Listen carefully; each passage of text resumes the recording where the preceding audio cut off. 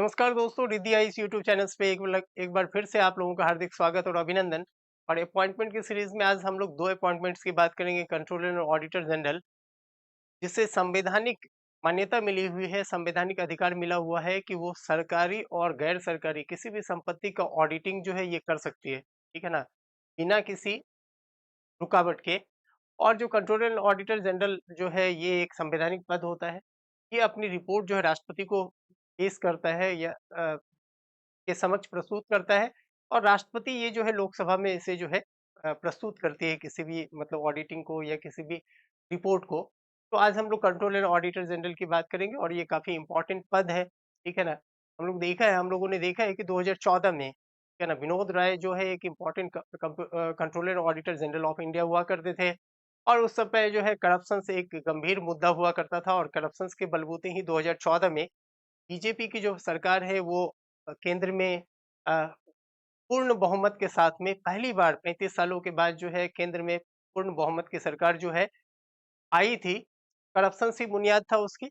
और controller auditor general की वो जो रिपोर्ट थी, वो भी एक बहुत बड़ा आधार और एक इम्पॉर्टेंट महत्वपूर्ण भूमिका निभाई थी उसमें। तो आज हम लोग उसी इम्पॉर्टेंट एजेंसी की बात करेंगे। ठीक है ना, तो controller auditor general of India,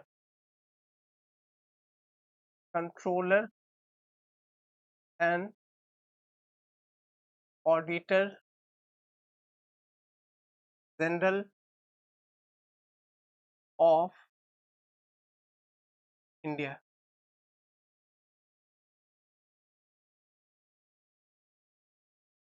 Hindi में इसे कहते हैं नियंत्रक एवं महालेखा परीक्षक। महालेखा परीक्षक, नियंत्रक एवं महालेखा परीक्षक। ठीक है।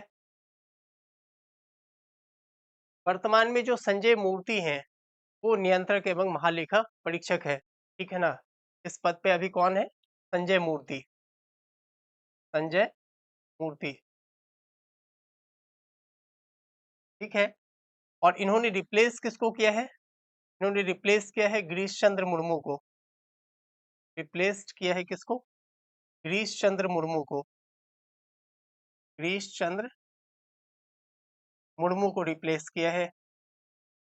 ठीक है ना, तो दैट मीन्स कि इससे पहले जो है गिरीश चंद्र मुर्मू जो है वो कंट्रोलर और ऑडिटर जनरल ऑफ इंडिया हुआ करते थे। ठीक है।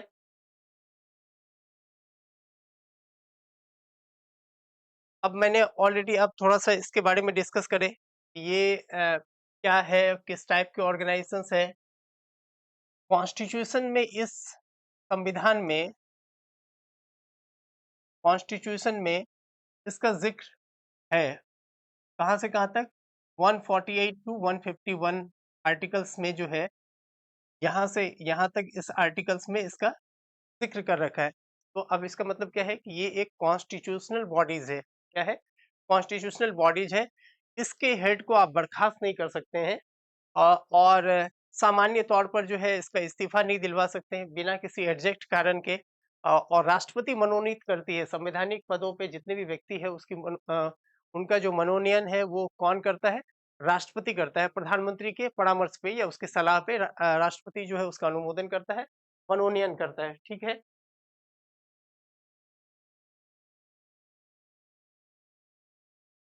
अच्छा, ये कब से कब तक के लिए इनका सिलेक्शन होता है? कि 6 वर्षों के लिए होता है, 6 इयर्स के लिए। और 65 इयर्स तक, जो 6 सालों के लिए इनकी नियुक्ति होगी। ठीक है ना, और 6 साल तक, या फिर उनका एज जो है यदि 65 इयर्स हो चुका है तो तब जो है उसको अपने पद से जो है उनको इस्तीफा देना होता है। और फिर उसके बाद जो है वहां पे वो चेंज कर सकते हैं। ठीक है। और इसके बाद एक चीज और भी है कि 15th controller and auditor general है, 15th सीएसजी ऑफ इंडिया बने हैं ये। ठीक है ना, दैट मीन्स कि वो गिरीश चंद्र मुर्मू जो थे वो कौन से थे controller auditor general of India? 14th। ठीक है। अच्छा, अपॉइंटेड बाय किसका है? President. Appointed by president. President के द्वारा जो है नियुक्ति होती है। By the recommendations of by the recommendation of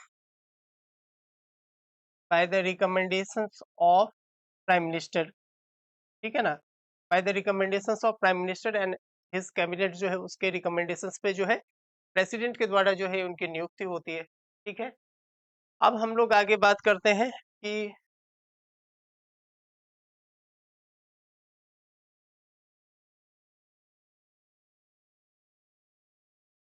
अब हम लोग बात कर लेते हैं चीफ इलेक्शन कमिश्नर की, ठीक है।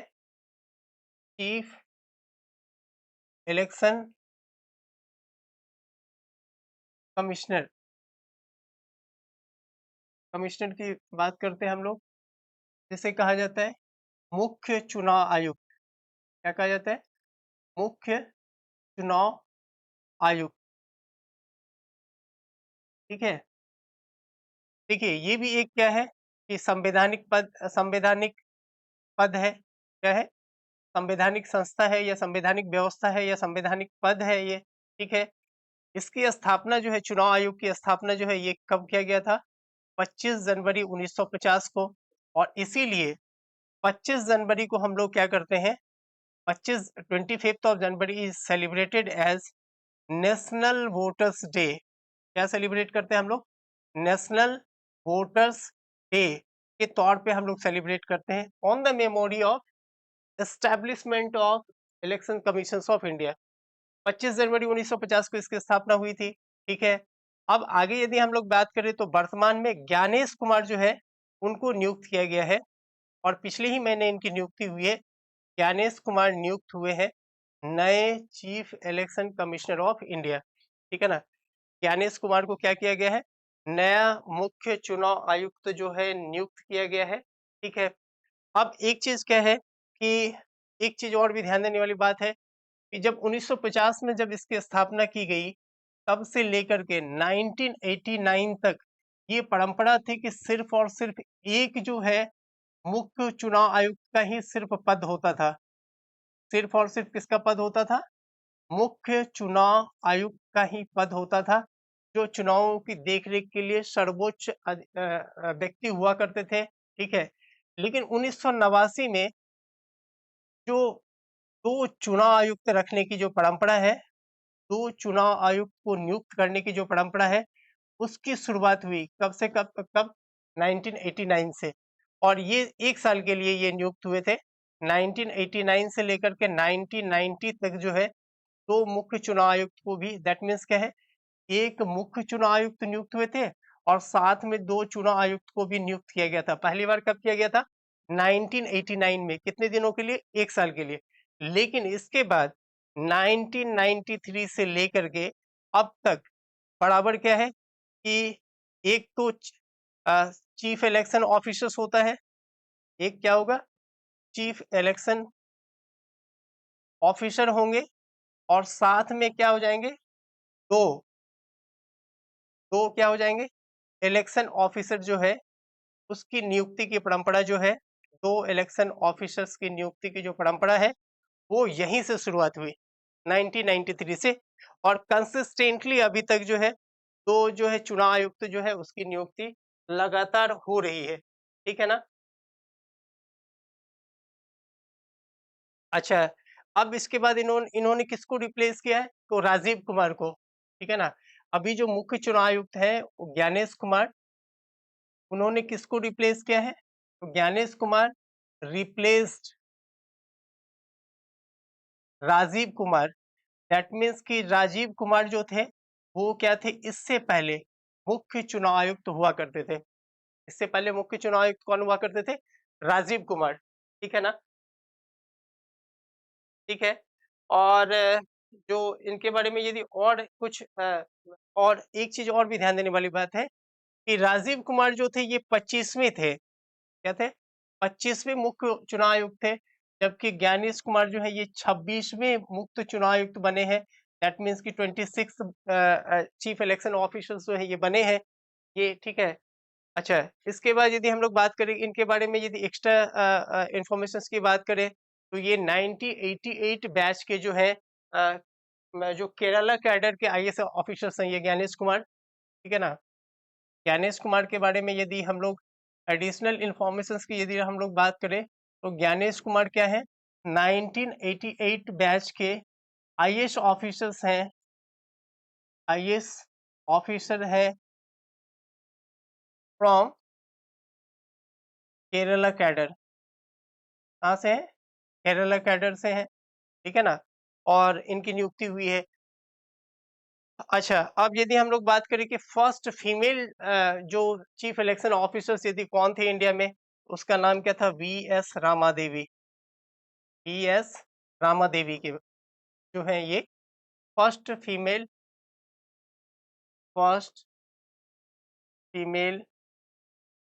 Chief election officer of India, ठीक है।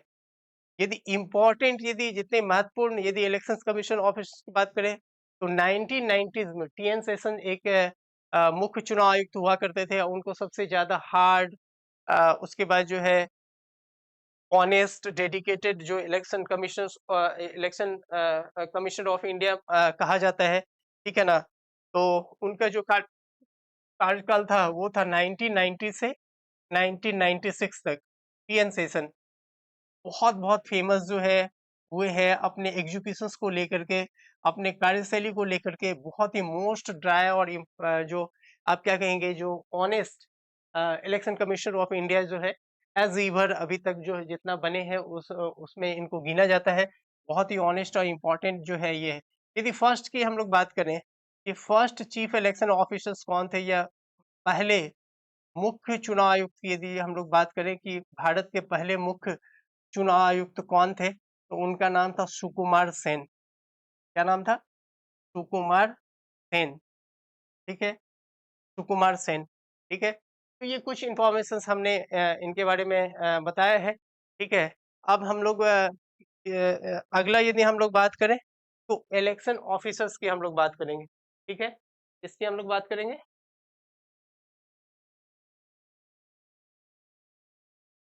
डिप्टी जो इलेक्शन ऑफिसर्स है उसकी हम लोग बात करेंगे, तो वो हमारे अभी कौन है?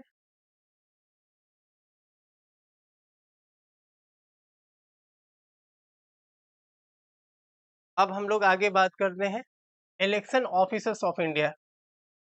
Election officer of India. Election officers जो है होते हैं इंडिया में उसकी संख्या कितनी होती है? 2। तो पहले जो है उनका नाम है सुखवीर सुखवीर संधू, एंड दूसरी जो है उनका नाम क्या है? राजीव जोशी, जिनका कि हाल फिलहाल में ही अपॉइंटमेंट हुआ है। उनका नाम क्या है? राजीव जोशी, ठीक है ना। सॉरी, विवेक जोशी। उनका क्या नाम है? विवेक जोशी, विवेक जोशी। ये इलेक्शन ऑफिसर्स ऑफ इंडिया है, ठीक है। अब यदि हम लोग आगे यदि बात करें इलेक्शन ऑफिसर्स हो गए, deputy election officers of India की यदि हम लोग बात करें, ठीक है, तो deputy election officers of India, deputy election officer of India, ठीक है। तो इसमें भी दो है, एक का नाम है अजय भादु, अजय भादु, ठीक है ना। पहला नाम इसमें से कौन है? अजय भादु। और दूसरा नाम कौन है? आर के गुप्ता। दूसरा नाम क्या है? आर के गुप्ता, आर के गुप्ता, ठीक है। हमने दो सेगमेंट को कवर किया आज। कंट्रोलर ऑडिटर जनरल जो एक संवैधानिक निकाय है, जो कॉन्स्टिट्यूशनल बॉडी है, साथ ही साथ चीफ इलेक्शन ऑफिसर्स जो है जिसकी अपॉइंटमेंट अभी हुई है वो भी एक कॉन्स्टिट्यूशनल पोस्ट है, और जिसके बारे में हम लोग ने डिटेल में बात की है कि जो चीफ इलेक्शन ऑफिसर्स जो है कब से कब तक रहा है, उसकी स्थापना कब हुई थी, ठीक है ना। पहले चीफ इलेक्शन ऑफिसर्स कौन थे, फर्स्ट महिला जो चीफ इलेक्शन ऑफिसर्स कौन थी, फिर उसके बाद जो मोस्ट इम्पॉर्टेंट या जो हम ये कह सकते हैं कि ईमानदार या जिनके जो अपनी कार्यशैली को लेकर के चर्चा में ऑलवेज बने रहेंगे पहले भी और अभी भी, और उनके बारे में हम लोगों ने डिस्कस किया है। राजीव महर से जिसको रिप्लेस करके ज्ञानेश कुमार जो है चीफ इलेक्शन ऑफिसर बने, उसकी चर्चा हम लोगों ने की। और उसके बाद इलेक्शन ऑफिसर्स की हम लोगों ने बात की, और डिप्टी इलेक्शन ऑफिसर्स की हम लोगों ने बात की, जो आपके कौन है, अजय भादु है और आर के गुप्ता है, जिसकी अपॉइंटमेंट इसमें हुई है। तो आज हम लोग अपॉइंटमेंट की सीरीज में यहीं तक यहीं विराम देते हैं। ठीक है ना, आप लोगों का दिन शुभ हो, मंगलमय हो, इसी कामना के साथ में इस वीडियो को यहीं विराम देते हैं। और अगली वीडियो में हम लोग अगले अपॉइंटमेंट की जो है हम लोग बात करेंगे और उस सीरीज में हम लोग डिस्कस करेंगे। तब तक के लिए धन्यवाद।